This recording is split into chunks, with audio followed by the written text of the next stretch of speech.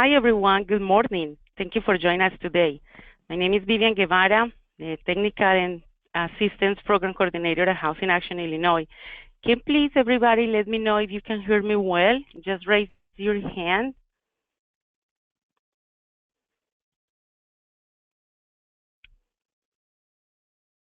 Okay, thank you so much. Great. So please note that this presentation is being recorded and will be available for download on our website. For now, please download the handout that you have in the control panel.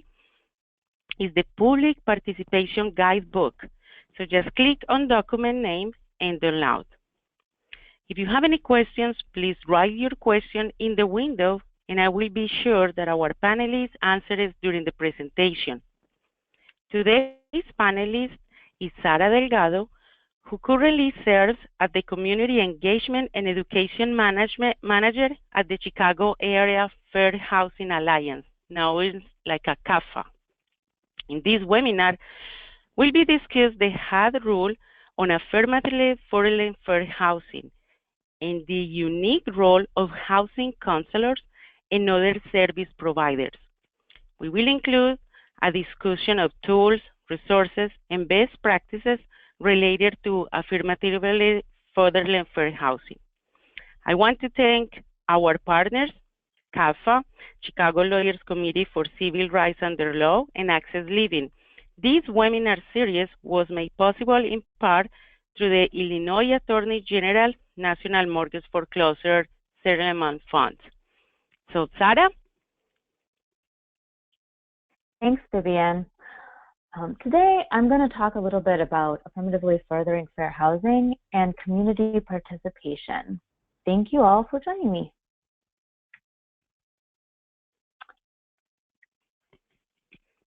And there we go. So first, I'm going to talk a little bit about my agency, the Chicago Area Fair Housing Alliance, or CAFA, as Vivian said. CAFA is a consortium of fair housing and advocacy organizations, government agencies, municipalities, and planning entities committed to the value of fair housing, diversity, and integration. Since 1985, CAFA's work to combat housing discrimination and promote integrated communities of opportunity through education, advocacy, and collaborative action. Some of the work that CAFA does is that we work to affirmatively further fair housing through fair housing analysis and reporting, advocacy at federal, state, and local levels of government, education and outreach, and we also do individualized technical assistance to member agencies and municipalities and other jurisdictions.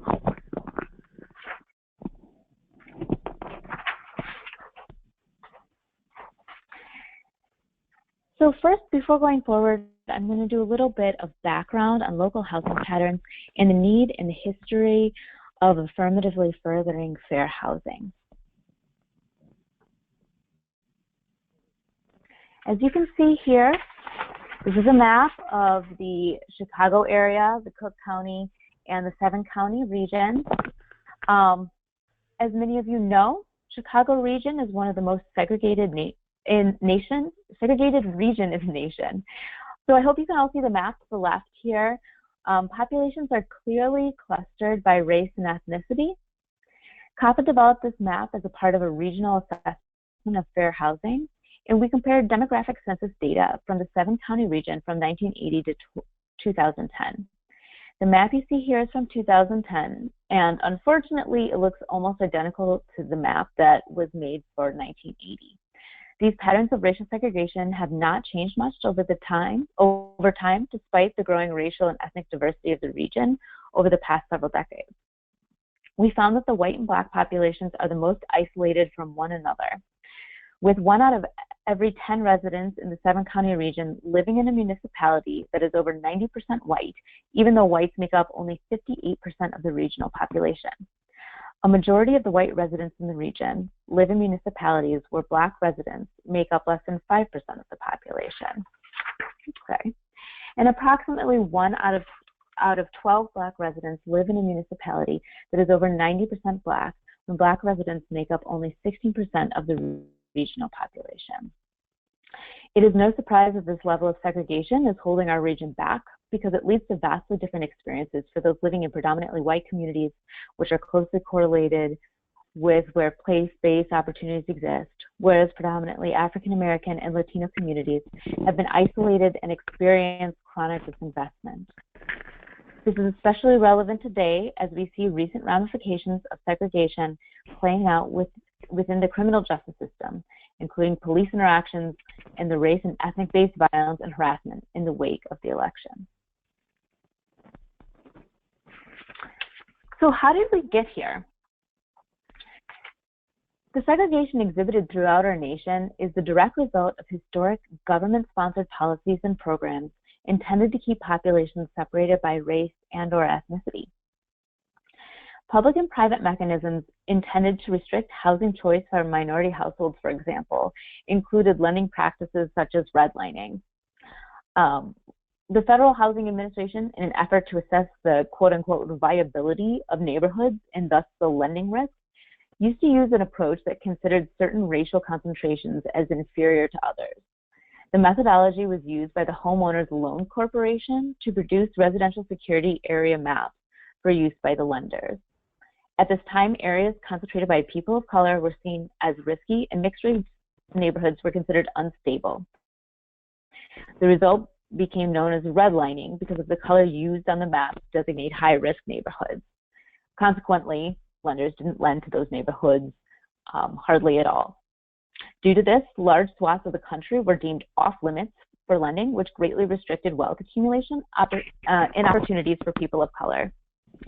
There was also block busting, which contributed to white flight. Block busting was, for instance, an example of block busting would be a realtor tells an individual, do you see who's moving into your neighborhood? Do you see how different they are from you? Kind of using scare tactics so that the white individual would sell their house at a low cost to the realtor, and then they would turn around and jack up the price and sell it to a person of color.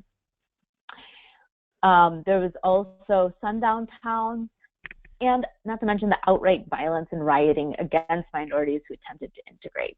So these were the built-in mechanisms that were government-sponsored many times in place to keep folks segregated.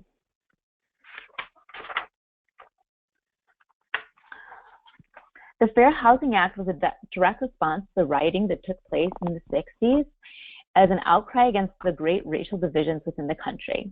In 1965, there's rioting in the streets of over 100 cities, and the Kerner Commission was convened by President Johnson to study the riots and make recommendations on how to prevent such violence in the future. The Kerner Commission concluded that, quote unquote, the United States is moving towards two societies, one black, one white, separate and unequal. The commission found that housing segregation was the root cause of the riots, as you can see from the quotes on the slide. This was something that was institutionalized and just didn't happen naturally. Dr. Martin Luther King Jr. was assassinated in 1968, and just 6 days after King's death, Congress passed Title VII of the 1968 Civil Rights Act, which is now known and commonly known as the Fair Housing Act. The law banned racial discrimination in the sale or rental of housing. It banned block busting and steering. Later, it expanded to cover families of children and disabled individuals. The law also required federal officials to do everything possible to affirmatively further fair housing. So that's just a very brief overview, but it brings us to where we are today, which is the new rule around affirmatively furthering fair housing.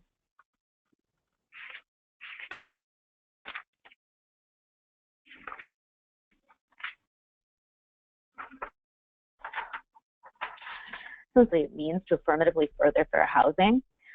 It was kind of vague wording, and advocates pushed for a rule to offer insight.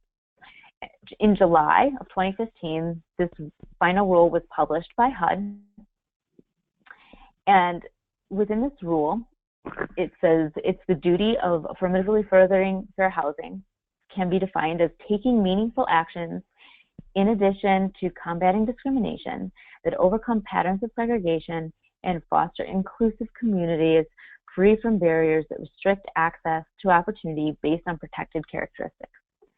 Specifically, affirmatively furthering fair housing means taking meaningful actions that, taken together, address significant disparities in housing needs and in access to opportunity, replacing segregated living patterns with truly integrated and balanced living patterns, transforming racially and ethnically concentrated areas of poverty into areas of opportunity, and fostering and maintaining compliance with civil rights and fair housing laws.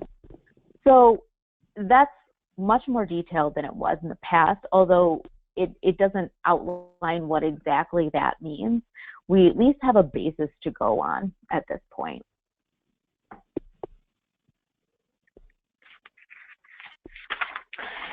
So with the new rule, jurisdictions receiving HUD funding, so that is any federal funding that comes directly from the Department of Housing and Urban Development. When that comes down to jurisdictions, those communities that receive it directly are called entitlement communities. And all entitlement communities must complete an assessment of fair housing as a way to assess local fair housing issues and devise goals to address them. So this report must assess patterns of integration and segregation, racial and ethnic concentrated areas of poverty, access to neighborhood opportunities such as access to jobs, proficient schools, transportation, disproportionate housing needs, who is income burdened, is there a lack of affordable housing or adequate housing, etc. And it also must assess actual data about persons with disabilities, families with children, and any kind of discrimination data or data that points to segregation. These are all things that have to be assessed. Previously, it was just essentially a box on a grant application that says, do you vow to affirmatively further fair housing, check yes or no. Now the new rule says that jurisdictions must assess the following. And I would like to point out that that's not just pointing to what is out there or just sharing the data. They have to make an assessment as to what that data means. So here's a list of the entitlement communities. So those are communities that receive direct HUD funding in Illinois, or those that receive direct CDBG funds directly from HUD. And these are the communities that are required to conduct the assessment of fair housing. The assessment of fair housing is just what we were talking about assessing all of the needs and the data in the community. So these entitlement communities, in addition to public housing authorities, must conduct the assessment of fair housing. However, if you don't see your community here, many communities are subawardees for CDBG funds. For instance, you might get your funds directly from Cook County, or you might get your funds from Will County. And although you don't have to create, your jurisdiction doesn't have to create the assessment of fair housing, because you receive any HUD dollars, any jurisdiction that receives HUD dollars, whether it's directly from HUD or as a subawardee, they're still required to affirmatively further fair housing. And communities that receive direct or indirect federal funds must show that they're affirmatively furthering fair housing. So these are, like I said, just the communities that receive the funds directly. Many times the subawardees might report to these entitlement communities, and let's say you're getting your grant from Will County, they should be asking your jurisdiction how your jurisdiction is affirmatively furthering fair housing, since they're responsible for those dollars. Sarah, we have a couple of questions. Okay.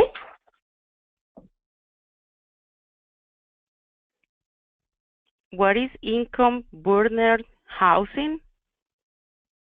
Do you see the question, okay. Sarah? Okay. Income burdened housing is typically households that spend over 30% of their income on their housing, and they do it in different levels. It's kind of a continuum. households that spend over 30%, households that spend over 50%, households that spend over 80%. You want to decrease the burden of housing on an individual household. Thank you. And you have the other question. Oh, I don't see the other question here. Yeah, who will be assessing in communities in Chicago? There is an agency that receives CDBG dollars from the city. So if your agency receives CDBG dollars from the city of Chicago, and the city of Chicago is an entitlement jurisdiction, HUD will be assessing the city of Chicago, and the city of Chicago will create an assessment of fair housing. They will create that actual document. And when you report to the city of Chicago on your CDBG dollars, you usually have to report certain statistics and characteristics that show how you're affirmatively furthering fair housing. And then the city of Chicago will put that into their report for HUD. But the city of Chicago will create an assessment of fair housing. It happens, on a cycle when their new application cycle comes up. Any more questions, Vivian? No, no more questions. Go ahead. Thank you. Okay.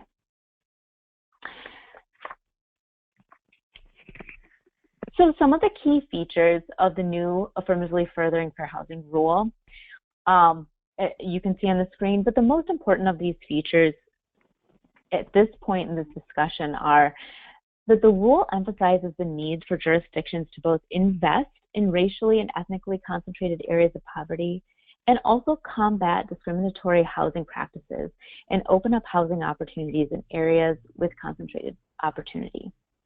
The second piece that's very important of this new rule is that community participation is also very important to the process. HUD is really emphasizing the community participation piece. There are not many ways to have your assessment of fair housing rejected by HUD, but if citizen and community participation is not encouraged or sought out or done in the correct way, HUD will not accept the assessment of fair housing submittal. And that's a big deal because it's part of your grant application. A jurisdiction must go through a process that includes public comment hearings, notifying the community, etc. HUD has guidelines as to, we could do a whole seminar on the guidelines for just the public participation for jurisdictions, but they have set out ways that they should be reaching out to the public to elicit their participation in these types of plans. And I will talk a little bit about that in a minute. But I just wanted to share with you the HUD data and assessment tool. Because with the new rule, local data is not just encouraged, but necessary in the assessment. HUD has provided tools to jurisdictions and to the public to assess demographic data and patterns.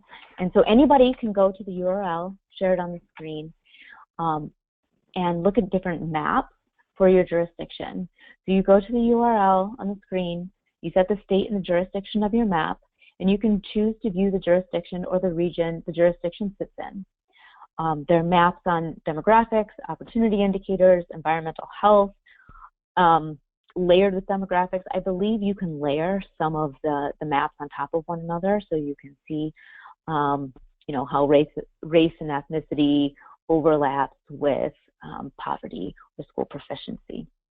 So as you can see, there are 17 maps available, and that was somewhat meant for the jurisdictions in order to use that data and assess it, but it's also meant for the public. Our communities can use this data to make the case for the needs that you see on the ground and that you see with the clients that you serve. When we see patterns over and over through our client interactions, we can use this data to layer our arguments for change to make them more compelling. So this leads us to the next part of our presentation. Our community voices are needed more now than ever at this point. There's a lot of uncertainty right now about funding for our organizations, sustainability of our organizations, and the sustainability of the safety nets that have been previously in place for our clients. If any of you have ever, reported or gotten information from the CFPB, this is one of the safety nets, one of the things that could be changing within the next year. It is crucial that our communities and government officials hear from the public, hear from you all, hear from your clients, what is working, what is needed, and hear from those who will be most impacted by the change. Government officials, people who make decisions don't always know who's going to be impacted the most by the change, but folks like housing counselors, you're on the ground. You see what needs to be done, and so it's really important to get the voices of those impacted out there. So we talked about in the new rule how HUD is requiring jurisdictions to elicit public comment. And so they have formal comment periods, formal meetings. That's an excellent way for you to get your voices heard or the voices of your communities or clients. But there are many other ways to engage in public participation besides the formal comment periods. There are town hall meetings, community and neighborhood groups. There are action and organizing groups through social media. Within the last week, social media organizing groups have exploded all over. If you're looking for a group to join or you're looking for people to organize, using social media as a tool has been a really great way to organize and gain folks. Within the last week, donations to nonprofits have skyrocketed.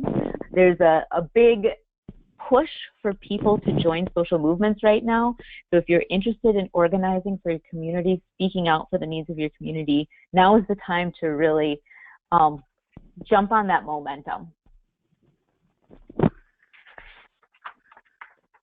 So like I said earlier, at this time, HUD requires municipalities and other jurisdictions that receive federal funds, including CDBG funds, which are community development block grants, to provide opportunities for public participation in what is called a citizen participation plan.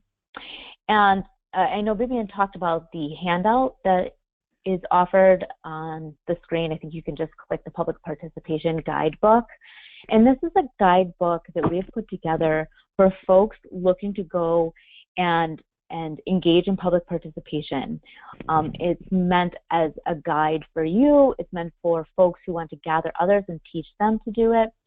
And I bring it up here because on page 7, there's a lot of information about CDBG grants. So the citizen participation plan that is required means that they must seek out the views and recommendations from members of the community and other interested parties, consider the views and recommendations received, and put in place a process for incorporating such views and recommendations into decisions and outcomes. So that means if you publicly participate, they must record all public comment and respond to it. It also means that the jurisdictions must give the public reasonable opportunities for involvement in the development of the assessment of fair housing and other required planning documents.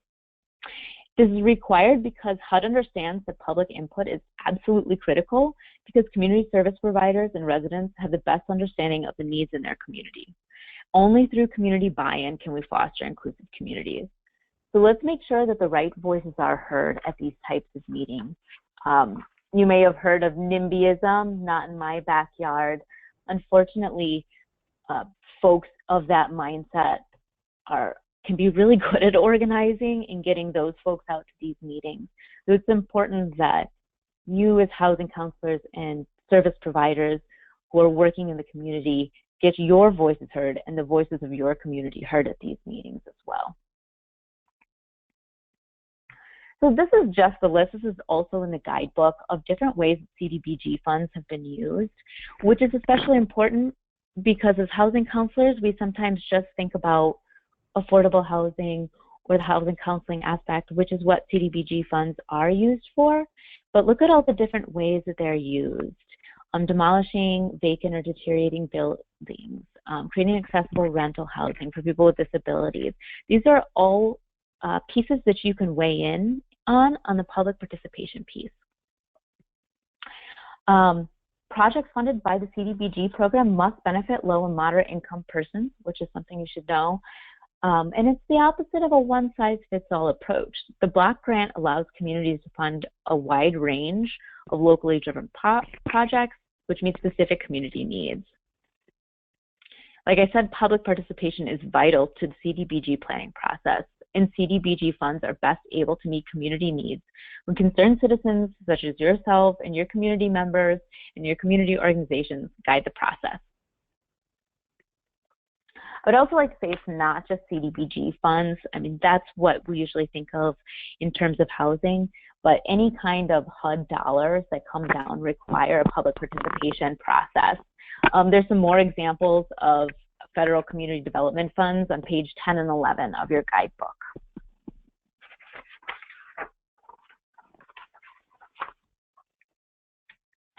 And for those of you that aren't familiar with the process, the public participation opportunities come at various points. So it's when jurisdiction drafts the consolidated plan, which happens every 5 years. They should be seeking public comment when the jurisdiction drafts the annual action plan, so every year. And the jurisdiction drafts the consolidated annual performance and evaluation report, the CAPER. That also is when they must seek public participation.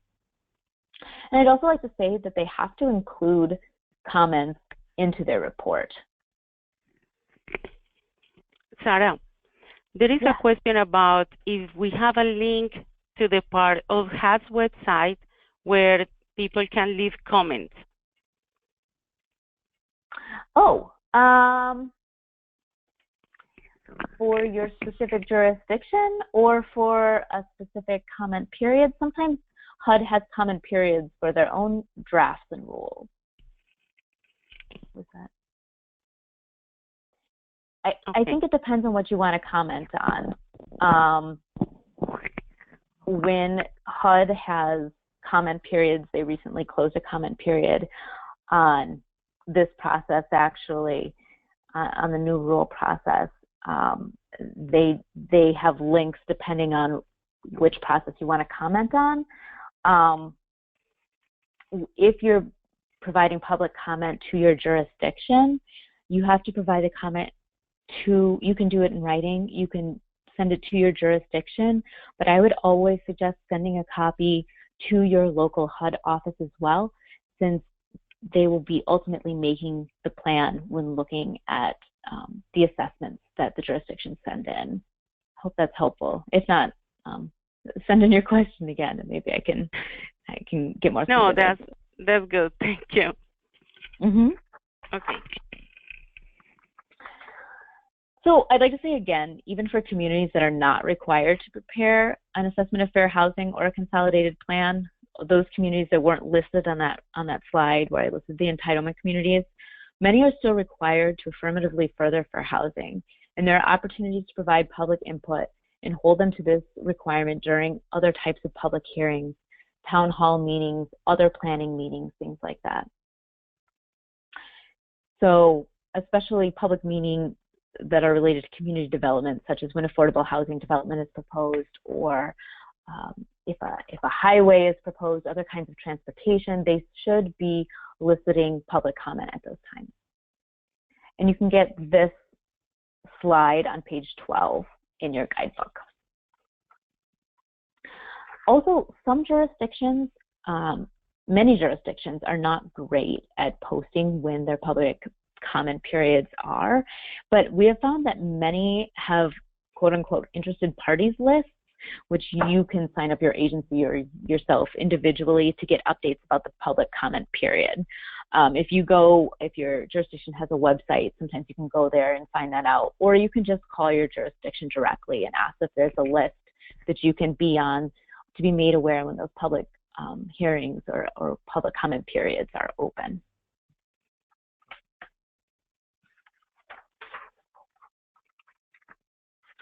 So what does it mean to provide opportunities for community involvement? Under the current rule, jurisdictions must encourage participation by groups least likely to participate in the planning process due to accessibility barriers or because historically their voices have not been heard and valued in the planning process.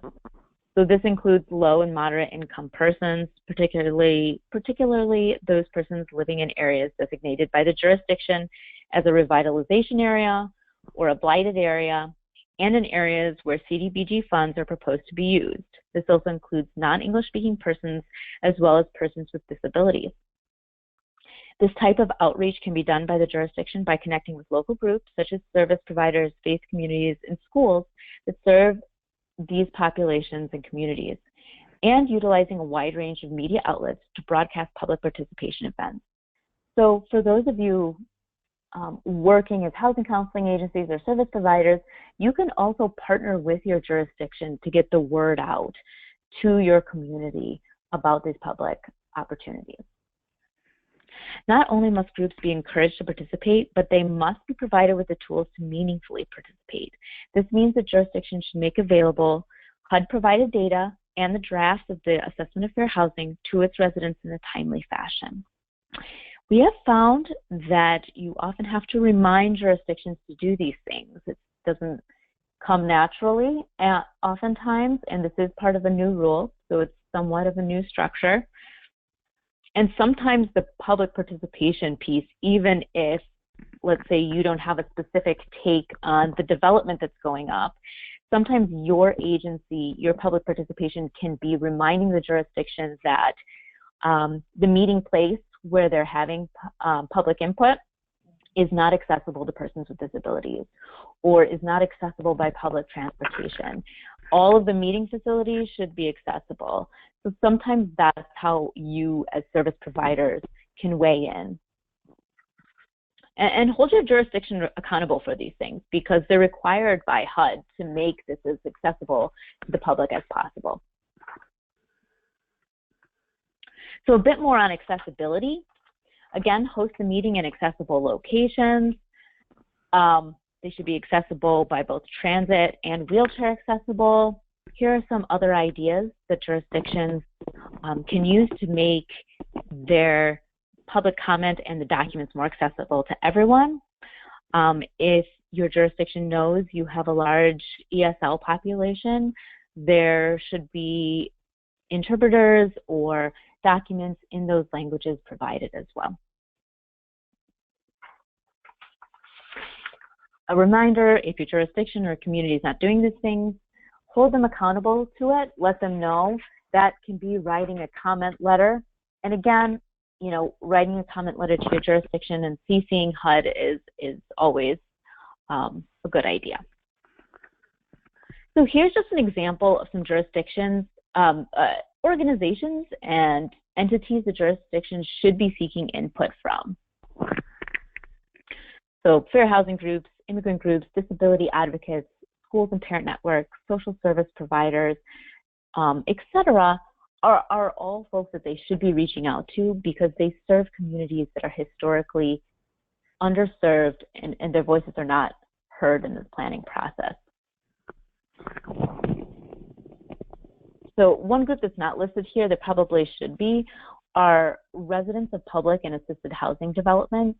This could be individual residents or resident advisory boards, resident councils, resident management corporations, things like that.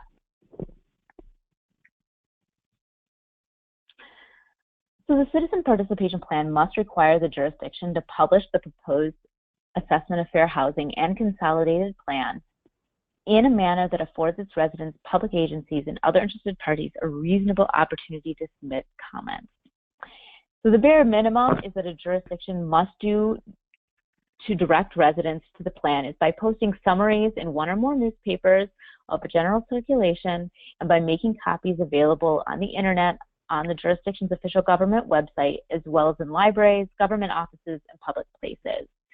If your jurisdiction does not have a website, that probably means that they must have at least a limited number of physical copies available in the government office.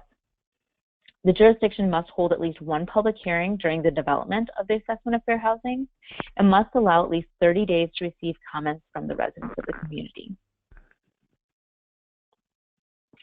At a minimum, it also requires that a jurisdiction must provide a timely, substantive written response to every written resident comment and complaint. So something to hold them accountable to is, did they give the correct amount of time for a comment period? Did they respond? Did they include comments in the final proposal? These are all ways to hold your jurisdictions accountable.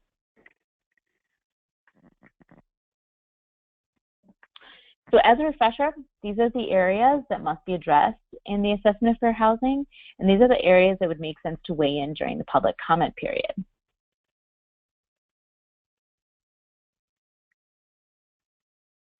So some points to consider when you are planning your public comments.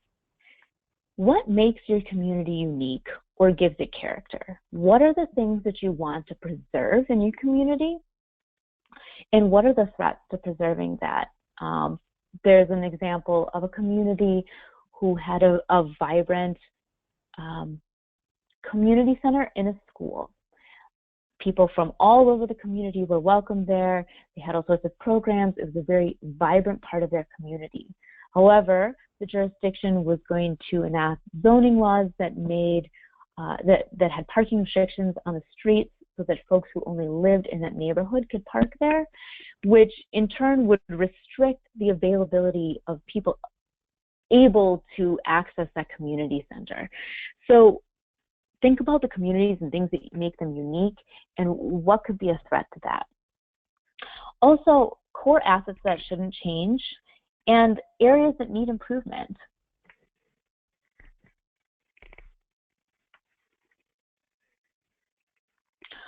So also think about your community wants. When planning public comments, it is important to assess the community wants and needs. For instance, does the community want an updated transit station or new transit action, more retail within the community, a park, more housing options? Those are examples of some of the wants. Community needs, your jurisdiction should be accountable for community needs. And I'd also like to point out that this is their job. When they receive CDBG funds, that is why they're receiving funds, is to address these issues and address the community's needs. So you're helping them to do that. For example, a community may have adequate affordable housing stock, but this affordable housing lacks water, sewer connections, or access to transportation. A community might have multifamily rental housing, but the area around the housing lacks safe sidewalks or adequate street lighting. A substance abuse service provider expresses the need for a residential facility within a community, but zoning codes do not permit this type of development. You know, these are the types of funds, the types of issues that CDBG funds are meant for, and so letting your jurisdiction know what these needs are and what these issues are is really crucial.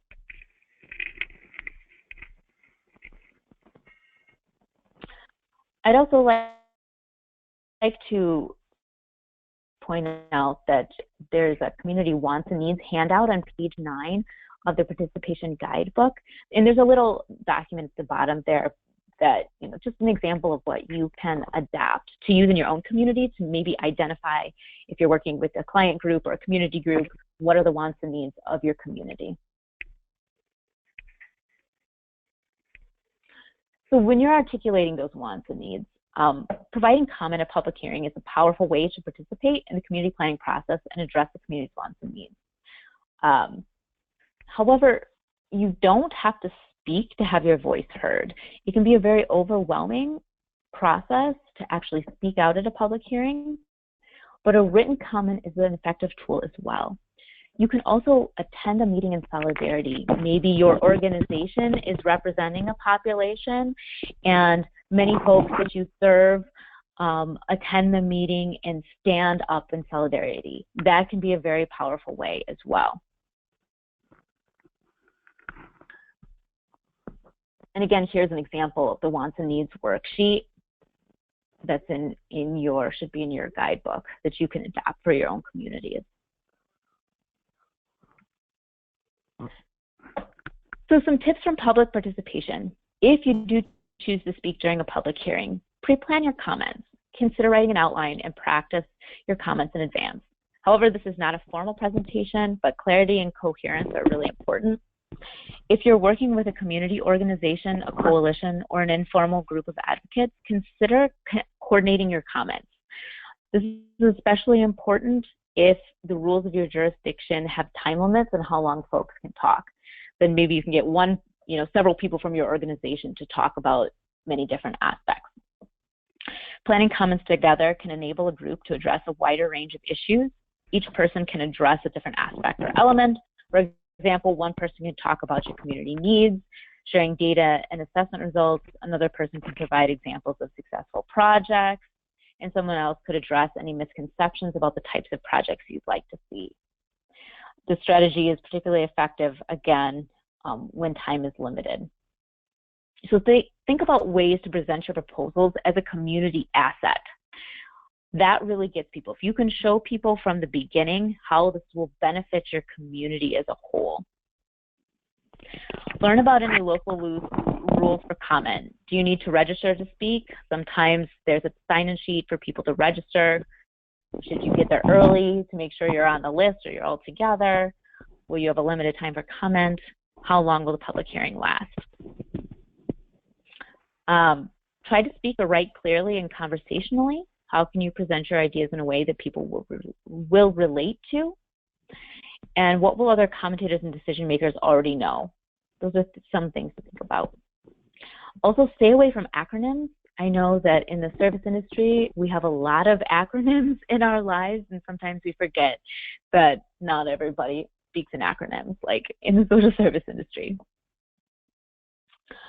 Also, offer to follow up after the meeting. How can you assist with the process going forward?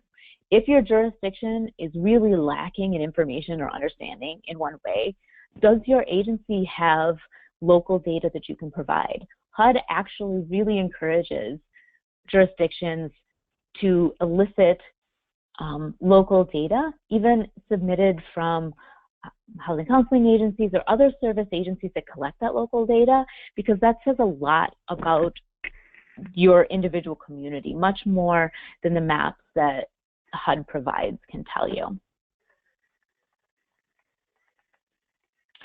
And also remember that your ideas and your participation are important. Public participation is vital to the planning process. Even if your testimony or comment is not perfect, you have played an important role in this process. And there's a list of these tips, page 13 to 15 in your guidebook.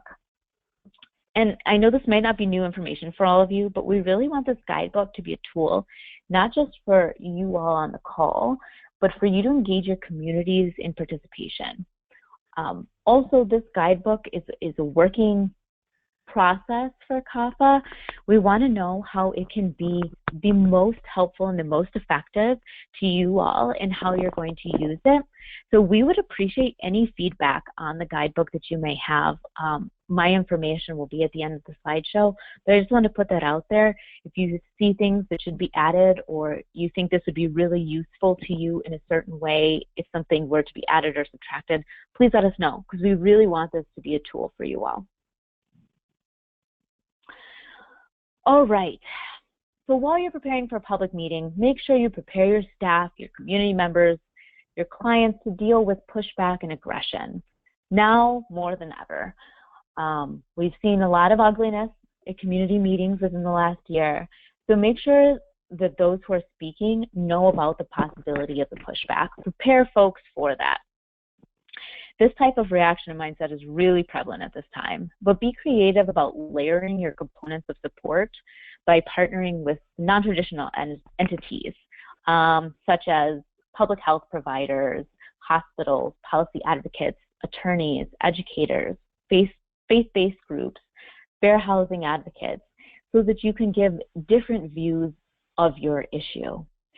That kind of combats it can sometimes combat some of this negative pushback when folks get fixated on one aspect or negative aspect that they think will happen. If you have a variety of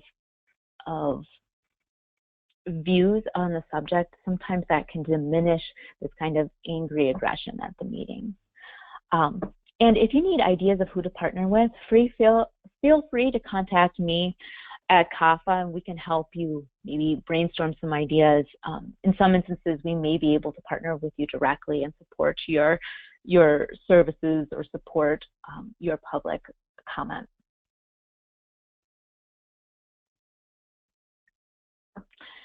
This is some examples of some discriminatory comments heard at meetings. I'm sure you all have heard them in the past. At public hearings, particularly those involving assistance for low and moderate income people, members of the public or even decision makers may say something discriminatory or offensive. Identifying discriminatory statements before you go into the meeting, think about what your opposition will say. Can sometimes, if you're nervous about it, make it a little bit easier to deal with if you plan your response to that negative pushback. But I'd also like to say that this is an opportunity for public comment, not a cross-examination. It is not necessary to respond to statements made by other speakers, particularly if they are hostile. If you do decide to address or engage with another speaker or their comments, try to be calm and clear. It can be tempting to respond emotionally, particularly when the other person is making discriminatory statements or perpetrating myths about low and moderate income families and individuals. But sometimes frustration can undermine the strength of your argument. However, I will say that passionate responses can also be very moving. So it's a line that you walk. Use facts, research, and data to support your argument. This is a great time to use information from your needs assessments, from census data, excuse me, from the data that your agency might collect on its own, and use that data to support your argument. Acknowledge that you may not be sure of an answer. If you aren't sure of a fact or a figure, give yourself permission to say, that's a good question. I don't know the answer right now, and offer to follow up. It's better to follow up than provide inaccurate information, because those who are in opposition to you will jump all over that. Also, I would highly encourage you all to document discriminatory statements, especially if it's a decision maker making those discriminatory statements, or if a decision maker agrees with the speaker who is making discriminatory statements. Try to write down the statement, note the person who made the statement, and the approximate time of the statement. Your documentation may be an important part of dealing with discrimination in your community and can be helpful to a fair housing advocacy organization who might level a complaint. And these tips are on page 16 through 18 of your public participation guide.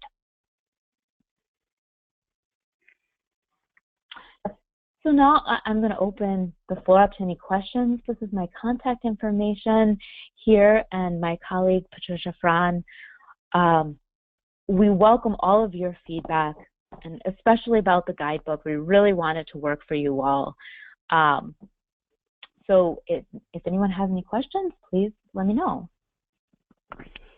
Thank you, Sarah. Let's wait a few minutes to see if somebody has any questions. Remember that download the handout that we put in there. In the window is the Public Participation Handbook, and also all the information if you need, contact Patricia or Sarah. This is the email address that you can just have it there too. They wanted also your feedback about the participation handbook.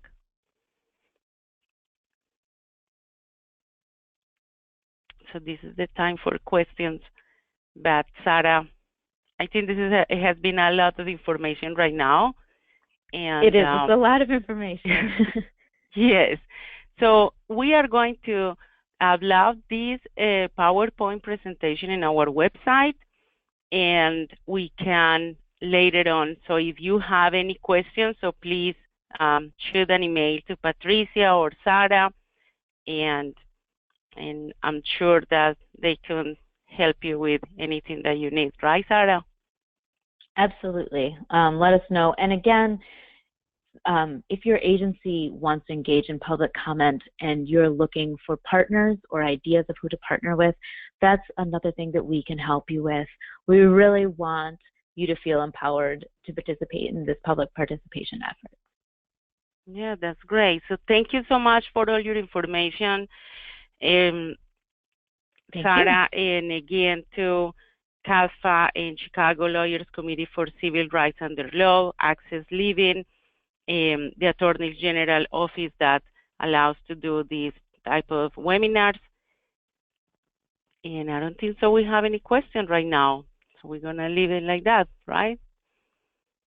Okay, well, thank you, and thank you all yes. for listening. Okay, I'm Cool. going to send, just somebody says that they have kind of,